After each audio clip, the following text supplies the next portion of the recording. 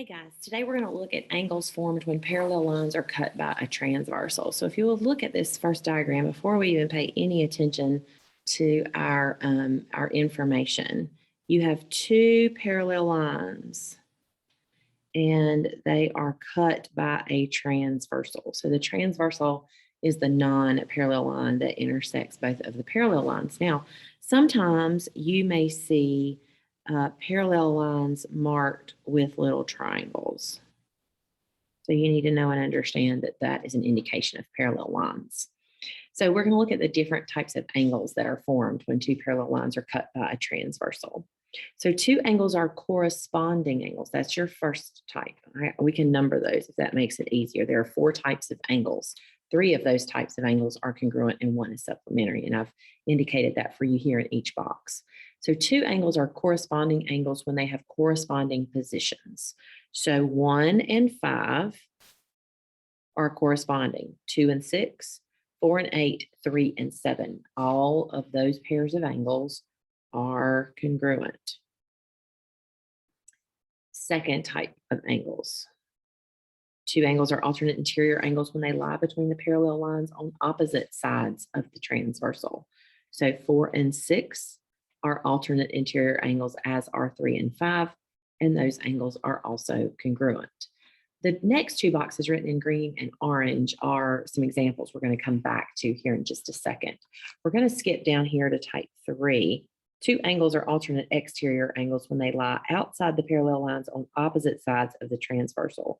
1 and 7, that is one pair of alternate exterior angles. 2 and 8 are the other, and they are congruent. Two angles are consecutive interior angles. This is type 4, also called same side interior angles. They lie between the parallel lines on the same side of the transversal. So here are your pairs. I didn't have room over there. So 4 and 5 are consecutive interior, as are 3 and 6, and they are supplementary. So if you'll go back to that second row of boxes, we're going to look at some examples. If two parallel lines are cut by a transversal, corresponding angles are congruent. So 2x minus 3 is equal to 65. Add 3, 2x is 68, and x is equal to 34. And we don't need to put degrees because the degrees is not 34, it's 65. If two parallel lines are cut by a transversal, alternate interior angles are congruent. So 3x minus 16 is equal to 124. Add 16, 3x is 140. And x is, let's see, 3 goes into 14 4 times. 6, looks like 6 repeating. So we'll say 46.6 repeating. And again, that's not degrees because we are finding a value of x. If we wanted the degree value, we would look for the degrees that is there. If the degrees is not there, it might ask you to find x and sub in to find the actual angle. All right, last row of boxes. If two parallel lines are cut by a transversal, alternate exterior angles are congruent. So 5x minus 30 is equal to 4x plus 2. So x is equal to 32. Again, not degrees here.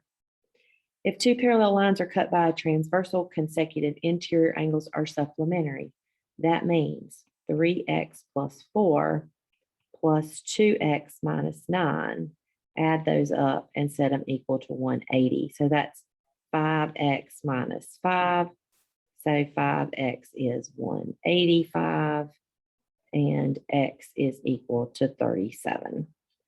So you're probably gonna want to pause your video here. There's quite a bit of information that you need to make sure that you write down, but I didn't want to take video time to do that.